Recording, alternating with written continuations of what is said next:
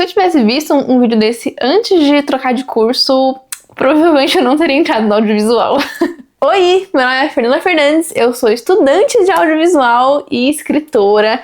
E hoje vou contar pra vocês como que é fazer audiovisual na USP. Eu acho engraçado que é um curso que muitas pessoas querem entrar, mas que tem pouquíssimo conteúdo na internet sobre isso. E é até irônico, né? Porque a gente estuda audiovisual. Como assim todos nós não somos tiktokers, influencers? Como assim a gente não grava a nossa rotina, não faz um vlog, meu Deus? Mas eu tô aqui pra contar pra vocês como que foi que eu entrei, como que é o curso, como que é a estrutura, para vocês decidirem se vale a pena ou não vocês entrarem, né, prestarem vestibular para esse curso, se é realmente o que vocês querem, porque, de verdade, tem coisas que eu descobri só depois que eu entrei no curso, que se eu tivesse descoberto antes, talvez tivesse influenciado na minha decisão, entendeu? Primeiro de tudo, eu não entrei nem pelo Enem, nem pela FUVEST. Na verdade, eu fiz transferência interna, que é uma coisa que muitas pessoas não sabem como é que funciona. Eu entrei na Letras pela FUVEST, fiz 2 anos, e aí eu prestei uma prova, que é essa de transferência interna, pra você trocar de curso lá dentro da USP mesmo.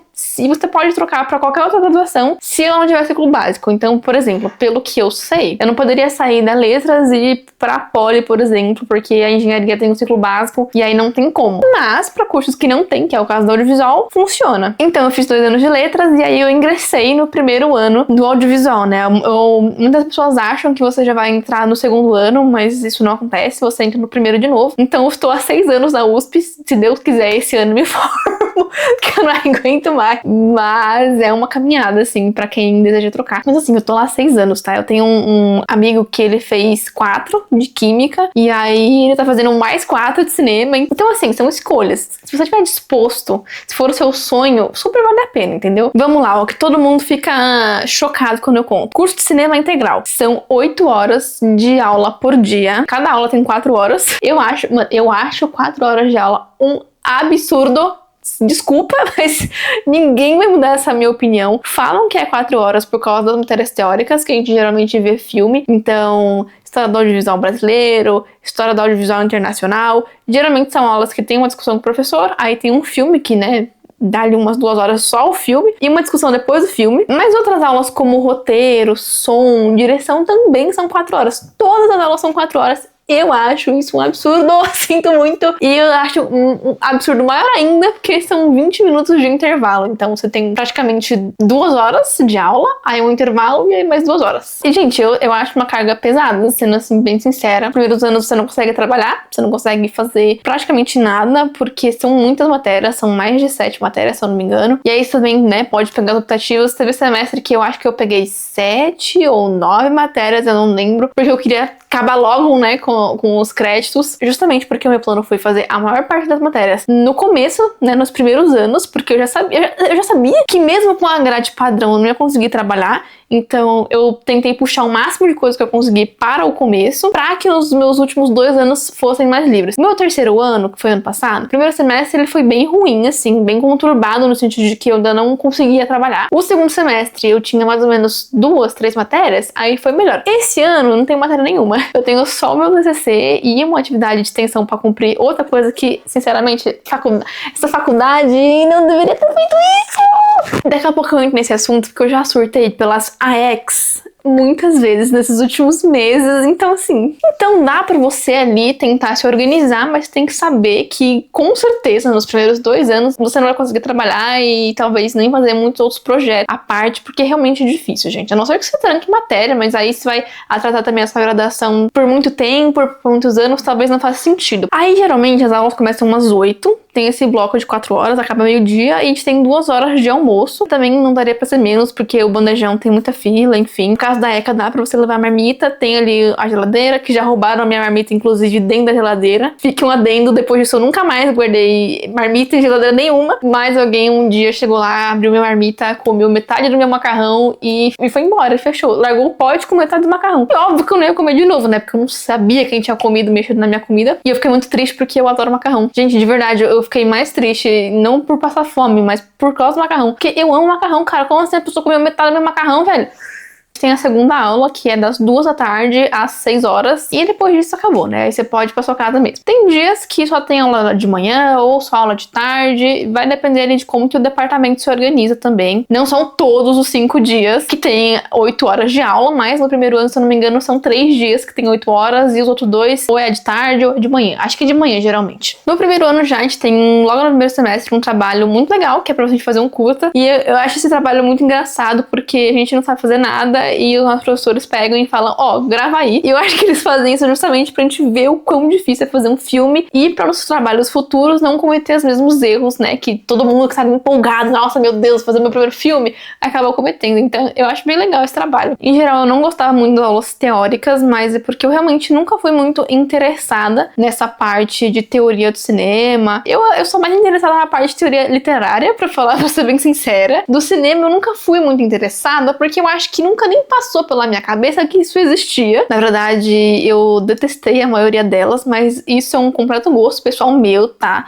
Tem muitas pessoas que adoraram as matérias, que acham elas super enriquecedoras, até porque são professores que realmente são muito bons. Eu aprendi coisas que eu nunca achei que eu fosse aprender sobre cinema. Então, pra quem gosta mais desse lado, eu considero que esse curso da USP vai agregar muito, sabe? Também pra quem quiser seguir na parte teórica, eu acho que esse curso é, assim, maravilhoso. Eu sou mais das aulas de roteiro, na verdade, até por ser escritora. Gostava bastante também das aulas de direção, achava bem interessante. Os trabalhos com os atores também é bem legal. E uma coisa legal do curso, ele acaba tendo uma divisão entre prática e teoria. Nos anos anteriores, eu reclamava muito de não ter tanta prática e ter mais teoria, mas agora no meu último ano de graduação, eu acho que a divisão até que faz sentido. Até porque depois de ter feito já vários trabalhos, a gente percebe quanto que demora pra você fazer um filme, pra você fazer um documentário, pra você fazer assim, bem feito, com planejamento, com orçamento, com pesquisa de locação, com propostas de direção, de arte. É muito trabalhoso e aí eu percebo que faz sentido ter essa divisão por causa disso. Mas assim, se fosse mais prática,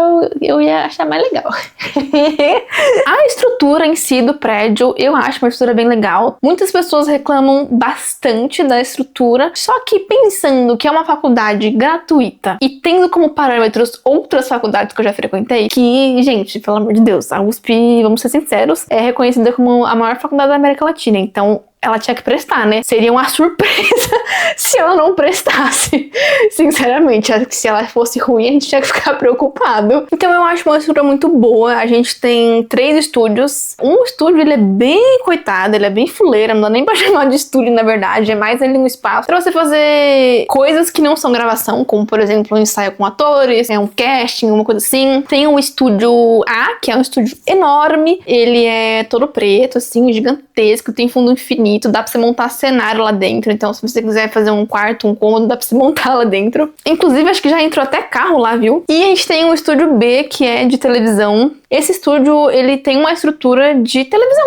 Tem as câmeras que são usadas na TV, ele é voltado para a matéria de direção 4, que é realmente direção de televisão. E tem o fundo verde ali, o chroma key, dá para usar. A gente nunca chegou a usar, tá? Isso é uma coisa que eu acho ruim na USP, nesse curso, que a gente nunca teve uma estrutura pra conseguir usar. Os professores, eles incentivam a gente a usar, mas eles incentivam meio que se vira e descobre. E aí eu acho isso meio zoado, sim, sinceramente, e gostaria de ter tido mais orientações sobre isso, mas assim, não dá pra cobrir tudo também, né? Um problema desse curso, inclusive, é a animação, que é fraquíssima. Ela sobrevive por causa do PEQI, que é um grupo que os próprios alunos fizeram para estudar animação, porque a gente tem Introdução à Animação 1, que é uma optativa, que é dada por um professor que não é formado em animação, inclusive, tadinho, ele se esforça muito, mas ele reconhece que precisava de outros professores para darem esse curso. Agora, o que me fez desencantar muito com o cinema foram algumas situações muito particulares que eu vivi. Acho que uma das coisas que mais me incomodou foi quando me contaram, né, assim, os professores contaram que um dia de trabalho fazendo um filme são 12 horas, e são 12 horas você no set, né, não são 12 horas contando deslocamento, porque senão aí qualquer CLT é praticamente 12 horas, né, vamos ser sinceros também aqui em São Paulo, mas são 12 horas no set, sem contar seu deslocamento, e aí considerando que você leve 1 hora de deslocamento, já são 14, se você demorar 2, são 16. Pra mim, isso não funciona, eu penso muito nas pessoas com quem eu quero passar os meus anos de vida, né, com a minha família, com o meu namorado, com as pessoas que eu gosto, e aí eu me vi perdendo muito esse tempo. Então foi uma coisa que me motivou muito a não seguir nessa carreira, e provavelmente não seguirei, né? Já estou ali tentando migrar para o marketing, já não trabalho exatamente com cinema, migrar para o marketing, para escrita. Escrita, assim, eu sempre vou continuar. Então, se alguém quiser me contratar como roteirista, vou estar aceitando, gente. Só nunca jamais me peçam para pisar num set que não pisarei, a não ser que seja extremamente necessário, tá bom? Aí também tem toda a questão de ser um trabalho muito em grupo. Não adianta falar assim, porque eu trabalho muito bem em grupo. Vai fazer cinema pra você ver se você trabalha bem em grupo mesmo. Eu acho o cinema uma situação um pouco diferente de outros trabalhos em grupos, porque todo mundo ali é criador, sabe? Todo mundo tem as suas ideias e quer colocar suas ideias numa tela. E aí muitas brigas desnecessárias acontecem, porque a direção quer uma coisa, e aí, sei lá, o roteirista quer outra, e aí a montagem quer outra, e aí o som quer outra, e aí a produção quer outra, e aí às vezes as pessoas não entendem muito bem certas funções, que, por exemplo, um produtor, uma coisa que pregam muito nesse curso, que eu sou contra, é que o produtor tem que realizar os sonhos e os desejos do diretor. O que eu acho? Eu acho que sim, o produtor tem que se esforçar para conseguir fazer o que a direção pede, mas eu acho que a direção também poderia ter um pouco mais de noção de saber que o dinheiro não é infinito. E que, cara, às vezes não é que a produção não quer fazer as suas vontades, às vezes a questão é que realmente, gente, não tem dinheiro. Porque os trabalhos que a gente faz no curso de curta-metragem são todos arcados pelos alunos. A faculdade dá o equipamento. Agora, se você tem que alimentar a sua equipe no set, você tem que alugar uma casa, um apartamento, um lugar, o problema é todo seu, entendeu? E essas coisas não são baratas. Falando pra vocês, eu fiz um curta, eu fui produtora de um curta, Velha Infância, que não tá pronto ainda, porque, enfim, tá terminando a montagem. Ele ficou R$1.500, é um salário mínimo. Aí você fala, nossa, mas R$1.500 é pouco. Pra alguém que não trabalha, pra alguém que não consegue trabalhar, porque o curso não te deixa trabalhar. E aí esses R$1.500 saíram basicamente de bolsas, como bolsa monitoria, bolsa pub, que dá pra você fazer na faculdade, que você ganha ali, sei lá, uns R$800, R$900, dependendo da bolsa, por mês. Ou de dinheiro que eu e a outra produtora tínhamos guardado, de poupança, de sei lá o que, ou às vezes parente que ajuda, sei lá, às vezes sua mãe te dá uns R$100, às vezes, sei lá, seu tio dá uns 50, sabe? Então, gente, não é barato não, isso aí pra 2 dias de gravação, sabe? E nessa conta, a casa foi do meu namorado, então a gente não pagou casa. Foi a maior parte da alimentação, sem brincadeira. Eu acho que foi quase R$500 só de comida pra 2 dias, pra uma equipe, sei lá, 20 pessoas. A parte financeira é complicada. Eu acho errado que não seja repartido entre todos os alunos, porque, enfim, é uma coisa que até os professores falam que o produtor tem que fazer o orçamento, não sei o que, mas os professores deveriam falar assim, ter uma certa consciência, falar, gente, vocês são estudantes, ninguém trabalha ainda, todo mundo tem ali os seus problemas, suas questões financeiras. Eu acho que seria justo que os alunos pelo menos dividissem a alimentação. Aí fala assim, mas eu vou pagar pra trabalhar, não sei o que. Tá bom, mas aí fica nas costas de 2 alunos sustentar 20? Não acho muito certo. Tudo bem que a gente faz coisas como rifa pra conseguir levantar dinheiro. A gente fez rifa, inclusive, pra esse curta. Tem ali, sei lá, vai em festa, vende bebida, vende doce. A gente vendeu cookie, inclusive, também. A gente fez cookies pra vender. Mas mesmo assim, gente, R$1.500 você não levanta com cookie em 3 semanas. Pelo amor de Deus. Não tem como. E aí, falando nisso de dinheiro, minha outra crítica também é a questão do TCC, que é o que eu estou fazendo agora, que a USP ajuda a gente com um certo valor ali. Cada proponente, por exemplo, o meu grupo é formado por 4 pessoas que estão propondo o nosso TCC, e aí a gente vai ganhar um valor referente a essas 4 pessoas, mas se fosse um curta como Velha Infância, seria um valor ótimo, entendeu? Seria um valor perfeito. Mas para um TCC que beira ali os seus 10 minutos de gravação, 10, 15 de vídeo finalizado, de 6 a 15 dias ali, uma janela grande de gravação, que tem equipes maiores, que tem um dia que, por exemplo, vai ter, sei lá, talvez umas 30 pessoas no set, que tem mais atores, que tem mais gastos, porque, por exemplo, o meu é um musical, então os TCCs são projetos mais elaborados.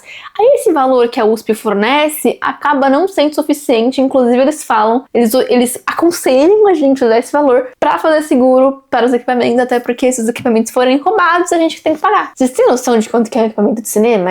Sei lá, uma câmera é R$10.000, uma luz de LED é mais uns 10 aí. O boom só, gente, o equipamento de som é caríssimo, caríssimo. E aí eu penso, como assim a faculdade não tem seguro já pra essas coisas, entendeu? Enfim, eu também considero que o trabalho em equipe no cinema acaba sendo mais difícil pela carga horária, que as pessoas ficam mais cansadas, ficam mais estressadas, e aí qualquer problema parece muito maior. Acredito que se fosse um trabalho mais tranquilo em questão de horário, talvez fosse mais fácil, sabe? De lidar, assim, com as pessoas, com as decisões e também, né? Gente, vamos ser sinceros, não é só no cinema, em qualquer lugar que a gente for, qualquer lugar de trabalho, vão ter as pessoas que vão ser meio sem noção, assim como vão ter as pessoas que vão ser ótimas profissionais. Então, acho que isso não é muito uma régua, assim, pra falar, não, porque, é muito difícil. Eu acho que artistas têm o ego muito alto, sim, tá bom? Eu também sou artista, então ao mesmo ponto que nós todos temos uma grande síndrome do impostor, a gente também tem ali um certo ego, entendeu? Ainda mais quando você mexe com arte, gente, porque, poxa, querendo ou não, tem ali uma visão do artista que tem que ser respeitada, mas ao mesmo tempo o artista também tem que ter a noção da insignificância dele.